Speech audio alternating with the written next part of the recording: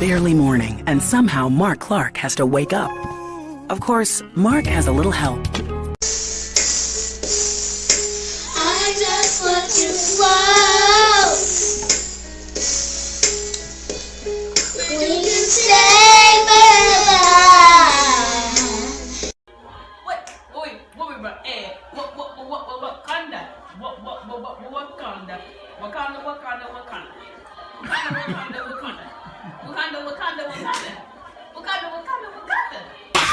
Level up, level up, level up, level up, level up, level up, level up, level up, level up, level up.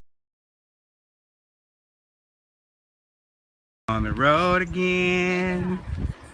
I can't wait to get on the road again. Riding back on Hilton Head Island. I can't wait to get on the road again. Bam! Mom's in front. Bam! Skylar's second. Spencer's third. And last but not least, the first, Sid Rock.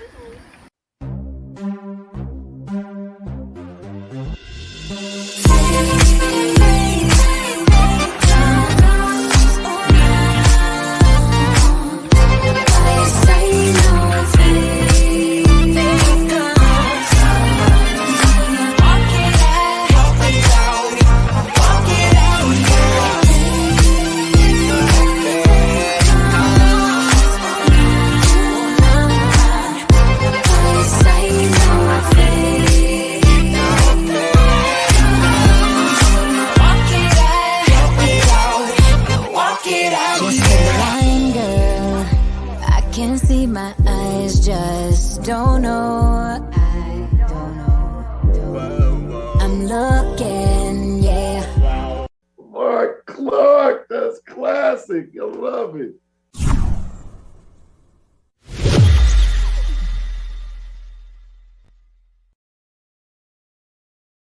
And welcome, welcome, welcome. The gang is back together again. What up, though? What up, though? Mr. Vegas, it's been a minute. Yes, it has, man. You know, normally when people leave and go to bigger and better things, they forget about people like me. But it's good to see that you have that connection with me, with the little people down here still tracing their dreams.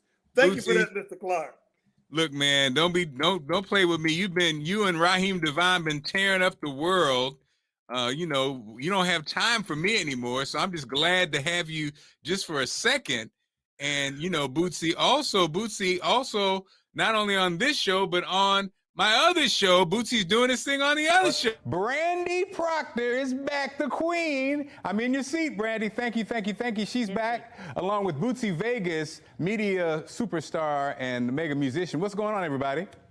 Good morning. Let me tell you right now. Let me tell you right now. Look, that's right, Bootsy Vegas on TV in DC. You go ahead, Bootsy Vegas. Do your thing, son. You know. Okay, so Bootsy, we got a couple things popping off again. I don't know when who's ever watching this show, millions who are watching. You know, I guess we can talk about. You know, we're not into the election results yet. All we know is that you know the election. They're still counting. And also, Bootsy, you did something that I thought was really amazing with an elected official. Now, we're not going to say exactly. You offered it to someone else in addition to the person you did it with, and they did not necessarily respond in time. And I don't know if this is going to mean they win or lose, but Bootsy, just give us a little bit of what you did for one of your political friends, which I thought was a brilliant idea. And maybe if you are someone who's running for office, maybe just a little bit, don't give up all the secrets, Bootsy, but you had a formula that you thought would be very effective. And I think it is. Yeah, well, this is actually the third time that it has ever happened. The other two won. And what I wanted to do was in the DMV area is connect art and music with elections and politics. And, you know, sometimes, you know, when you have these elections, they'll use celebrities to go vote. But I think sometimes it's good for these celebrities and these media, you know, musicianal people to have political discussions and show how some of these public policies affect them every day through the arts, through schooling, just through basic funding. So this is the third time that it has been done. Really been successful at it. Over 200,000 views right now. Wow. Yeah. So, I mean, when everybody, kind of gets on board, but for me, it was also to connect a demographic that I feel like a lot of politicians do not court or just even think about. There's a musicianal scene in the DMV area with people who patronize them weekly that has been doing this for years over top of years, who want the same things out of their political figures for their kids. And I don't think people have that discussion all the time. So that was really what it was for, was to connect art and politics together. Because as you see in these national elections, they always use celebrities and famous rappers to come out to endorse people. So I just did it kind of like on a local level, but also for people to understand in the DMV area what the musicianal local scene means and why it's important to stay connected with them. First of all, I want to congratulate you. I think you created a new word, musicianal, which ring the bell. Come on now. This is why I picked the top draft pick out of the media role. It was Bootsy Vegas, #1 ranked, and that's why he's #1 in my world. #2, Bootsy, I think you've definitely tapped into something, because whatever city we're talking about, that music in DC, it happens to be go-go. In Baltimore, it happens to be a Baltimore club. The music scene, like you said, is so rich and so powerful. And the thing about it is, Bootsy, these, it's not a kid thing anymore. This, you talk about go-go, this is 35, 45, 55, 65-year-old people. Baltimore club, same thing. You're talking about people who are homeowners, migrating, who have families. And people who migrate back and forth, who are entrenched in all cultures. Exactly. I had a great discussion with a media person who called me yesterday about it. And he said, I hope they really paying attention to what you do. Because he says, let me ask you a question, Sally. And he called me my real name. He said, how many people you think are in the DMV area if you really, put it down? I said about maybe 1 to 2 million. He's like, yeah, it's like 2.3 million. He was explaining to me that if you really connected the dots of Northern Virginia, Moe County, Anne Arundel County, and all that. He's like, man, it's almost 2 million people. It's over 2 million people, and nobody ever tries to connect with them through the arts. I think what you did is really amazing. And he was like, even when people promote and market stuff, they need to think that as well, because he was discussing to me on how we should do this Raheem Devon album when the album comes out. And I was like, wow, like I never thought about, this is a major market that has a major music scene, that has a music scene. Even when you look at Baltimore, Beyonce and Kanye literally devoted their summers to it. Go-Go Music, BET did a whole Don't Mute DC thing. So it's like people don't always think to connect the two worlds together. Yeah. But it's, to me, it's a normal thing. It's a normal thing that should be done on a regular. But and that's what we're doing, Bootsy Vegas. We are doing it. You are DC. I'm a mixture of DC and Baltimore for the last 20 years. We're bringing it together. And let's not forget about gospel. Our artist we'll be talking about today, she's doing that in the gospel world. That's a whole same thing. So speaking of connecting, first of all, I got to give some love, for all those who voted. Okay, all those who voted. There I am. Voted. I and voted today, as well today. Bootsy, I posted talking about my grandfather, I.E. Foster. There he is right there. I.E. Foster, right? I saw right that. There. He's behind. You see him right there. Illinois Chronicle. He had a newspaper. He was a printer. He was a race man, all dedicated to moving the community forward. So I thought about standing on his shoulders today as I voted. And I, like many, there was a time in my life when I was like, it doesn't matter, whatever. It really does matter. Also, Bootsy, this weekend, I had a chance to hop in. I went down to D.C. for the reparations rally led by Tariq Nasheed. And I captured a little bit of video just to give you guys an essence of what was going on down there. This afternoon at the rally for reparations in downtown D.C. And it's a colorful, beautiful afternoon. You have people here who are in support of reparations. You have an amazing panel, and on stage, speakers throughout the afternoon. I think people came out to see what exactly this was going to look like, you know, how big the rally was going to be, the topics that we touched on. So again, this is the power of Washington, D.C. and the power of, you know,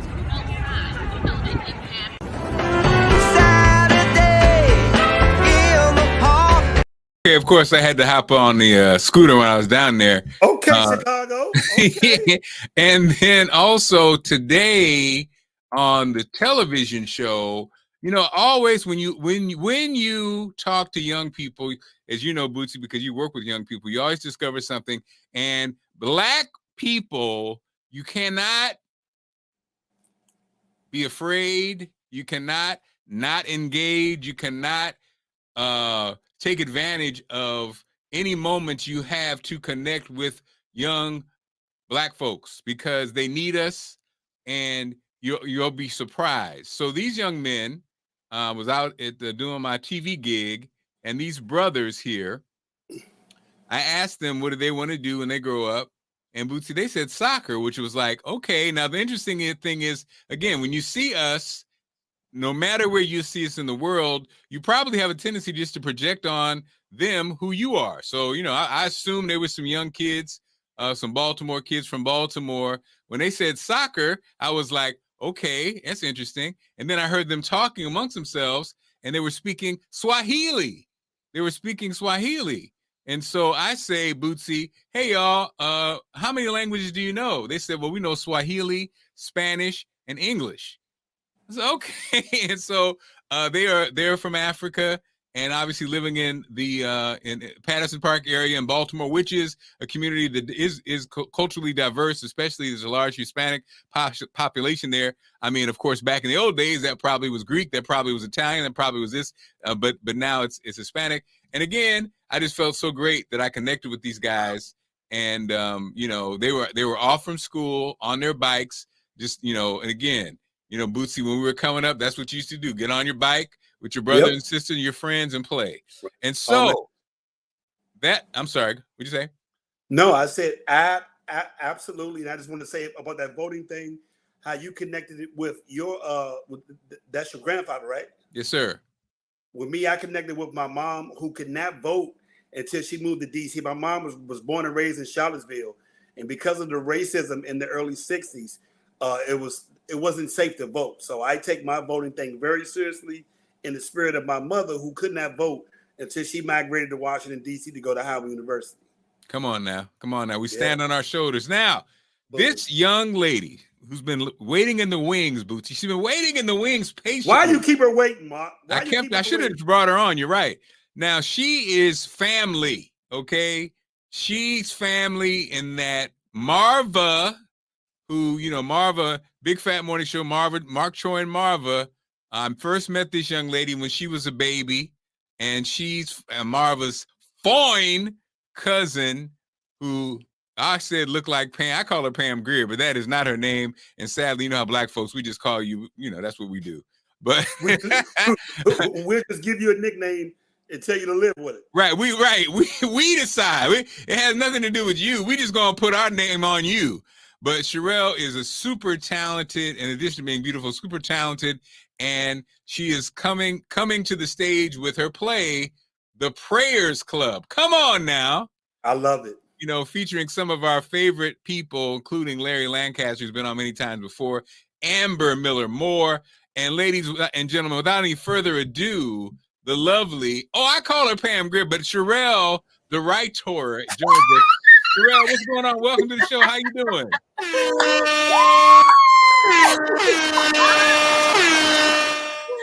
Shirelle. Hey, Marc Clark. Hey, Bootsy. Hey. How are you?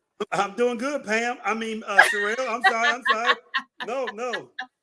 So, hey, Shirelle, I take that as a compliment. Hey, Marc, how are you? I'm so proud of you. You put this thing together. Who knew? I've knew? known you all these years.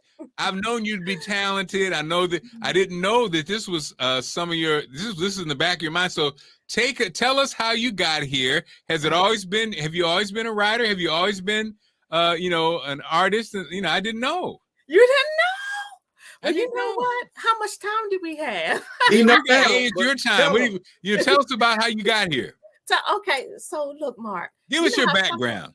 First of all, I am the poster child for it is never too late. Never too late. No, I think Mark sometimes- is now, but Yeah. you right next to him. Because sometimes, you know, we have these gifts and we have to discover them ourselves, and they've always been there. For example, like my gift of writing. I was just thinking about this the other day.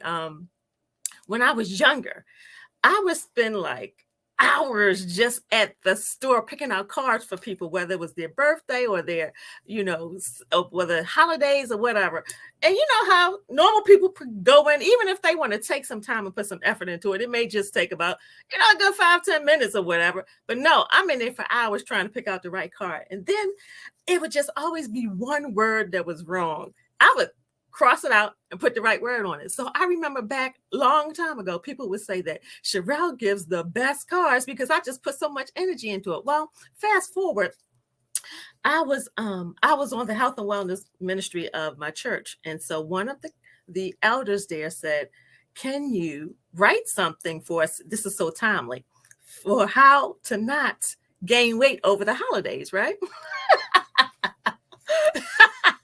And I was like, okay, all right, I'll do that. Look, that's my struggle today. So it's like, okay. So as I'm writing this thing, I was like, this is a book. And so lo and behold, I just figured out how it was in my hand, from off that paper in my hand in like short period of time. So I was like, girl, you had this gift of writing when I just thought back to everything that, you know, I was doing, like even in my younger years, even with the little thing is picking out the card, taking forever and ever to pick out a card and just crossing out the right words and putting the wrong words and putting the right words in there. So that was how I discovered my gift. And this was 2006. So that was my first book, was a comedy, health, and fitness book. Because I'm always putting smiles on people's faces. That's one. I love the title though. I love the comedy, health, and fitness. Like, yes, I love the whole setup thing. So yes, comedy, health, and fitness. So that's how I was. And then I did another book. And then I was like, you know what? I don't know when this hit me, but I decided that if there was ever a fleeting thought that went through my mind of I could do something, I was going to do it, even if it was just one time. So then I said, I'm going to do a book, a play, and a movie. Well, you know, so I'm doing this fast one day. I'm telling you how to pray. I'm getting to now the Prayers Club, doing this fast. And then, so I was coming off this fast, you know, being all holy roly. And I said, you know, let me come down a little bit. So I went to this comedy show, right? Well, lo and behold, the radio comedians during the daytime, they're a little different at night. Yeah. And my ears was like, oh my God. They were just like, blah, blah, blah, blah, blah, blah, blah, MF, blah, blah, blah. And I was like, oh my God. So, you know, I'm super sensitive because I'm just coming off of a fast, like spiritually. So then I thought about it and I replayed the jokes in my head. And I was like, you know what? They could be just as funny without all that profanity, right? So this was a Friday I went to the show. Monday, I had the idea for the Prayers Club, the movie. And I was like, I'm going to write this movie. I'd never written a movie before. Fast forward, taught myself how to write a movie. And I said, well, let me see if this is as funny as I think it is. I submitted it to one of the top faith-based film festivals called the Kairos Prize for Spiritually Uplifting Screenplays. And it placed as a semi-finalist. So I was like, girl, you got something. Yeah, I was like, oh, okay, that. It's like, okay, you got something. I was like, okay. Now, I don't know nobody in the movie business. So how are we going to get this movie done? It's like, okay, well, do what you can do. Work with what you're working with. That's always my motto. Work with what you're working with. Like, okay, we're going to do a play. All right. Well, let's do a play. So I remember this so well. This was Resurrection Saturday before the Easter Sunday in 2009. I sat at my table all day and I turned that movie into a play. Now, never done none of this before. That's how I know it is nothing but the grace of God and the gift that He has given me. I haven't not been to school for film, plays, nothing. And I turned it into a play, and we did that play at the Murphy Fine Arts Center that year. So we are bringing this back 13 years later. It was phenomenal then. And, you know, was phenomenal then. But the lessons that I learned, because like I said, nobody was walking me through it. The lessons that I learned about what not to do, it's going to be much better. And I'm scaling down. I'm going to do a little more intimate at the Magooby's Joke House, and 300 seats instead of me trying to fill up 1,500 seats my first time out, which I did 500.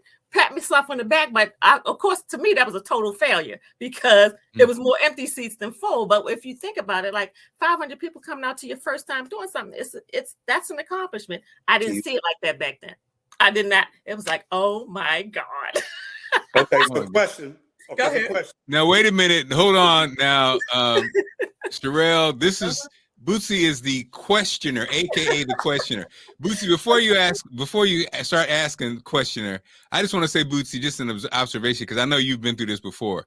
Isn't it crazy, Bootsy? So, Shirelle, Marva, that's your cousin, Shirelle? My cousin. Uh-huh. So, Bootsy, me and Marva are super close. In fact, we have the same birthday.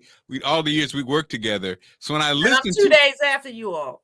Oh my goodness. So when I listen to Shirelle, Bootsy, I hear Marva, right? And then I not only hear Marva, I know their family, and I know those who are here with us and those who've gone on up. And it's just amazing. You can hear, how it is, Bootsy, you can hear somebody's family with them, and that intelligence and the sweetness and the blessing. And so I just wanted to share that before you anointing. Right. Before you hit her with the questions. Now go ahead, questioner. Okay.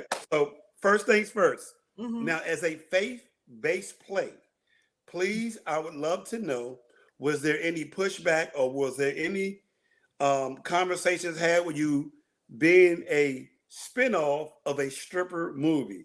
Now, we talked about coming from the Joke House, but for a lot of us who were in our teams, The Players Club was one of our favorite movies, you know what I mean? And, we all need prayers after we go with the players or whatever. Was there any pushback? Was there any reservation? And did anybody have a real conversation with you about that? No, but you know why? It wouldn't have mattered because I know that God has gifted me. And I had to get past all of that, what people think, for my own self to really, let my gift flourish. It's because I know what he's given me. He's given me a unique anointing, a unique way and creative way to do things. So as you all were talking about connecting the dots, bringing people together. So I'm bringing a faith-based world and a secular world together because because like you said, it's the spinoff of the Players Club. And the faith-based, they come, okay, it's the Prayers Club. So we all come together to have a good time and laugh together with some good comedy and a good show and a good story. And so the whole thing is everybody's going to come away with something because the secular people are going to be cracking up at our raunchy comedian who is Larry Lancaster. And I know he's a friend of you all. So he's going to be off the chain. And the faith-based people are going to be okay and everybody's going to get, if they pay attention, because God uses me to always have a moral compass in there and to get little messages in there, but not beat you over the head with stuff. So everybody's going to come away with something, even if it's just a laugh, which is what we need nowadays. We need to smile. We need to laugh. We need to have fun. The Bible says laughter is like good medicine. So it's just, like I said, I'm the minister of fun. I don't know if I said that. So that's how God is using me. Wow. Let me ask you a question. Did you have reservations when you first thought of it though? Like, did you wrestle with it? Huh? I'm always tiptoeing on that line. I have a book called Sinless Sex. I have another movie called Hold on. It's called what? Sinless Sex. Sinless Sex. I'm always tiptoeing another that show, line. Marc. Okay, we gotta my movie that just is on Tubi, my short film called How to Be Your Husband's Mistress. If you think about it, it's all, if you really think about the titles, it's like they catchy, but okay, how to be your husband's mistress. That's kind of like self-explanatory. It's helping marriages, right? Sinless sex. Like, what is that? It's sex between a husband and a wife. That's what it is. People sometimes don't know what it is. They ask me, what is sinless sex? And I'll say, well, what do you think it is? Man, I get so crazy answers. And I think it's like sex after you get yourself right, or when you start going to church, or something like that. I get all kind of crazy answers. I'm like, no, it's just sex between a husband and a wife. Well, you know what? Now, and back to the family thing, Miss Shirelle. So what's interesting is, Bootsy, again, back to Marva and the family, you guys are all kind of this way. Who gets credit for, again, you guys are spiritual, but at the same time, you guys are funny, and at the same time, you guys are really not afraid of your sexuality. What family member, where did that come from? Because it seems like it's a theme in the family. You see, like it's a theme. I need to come meet the family. I need to come to dinner. Oh, Bootsy, beautiful ladies in the family. But is there somebody? Was it Big Mama? What was it? Where did it come from? Look, you trying to say somebody was freaky? Well, freaky and funny. I'm just saying somebody. That's a good combination. Freaky funny. That's a good combination.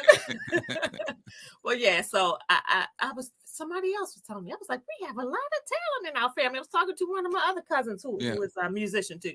So yeah, I embrace that because sometimes it takes us a while to, like, if we're gifted and talented, to say, you know what, I take it up with God.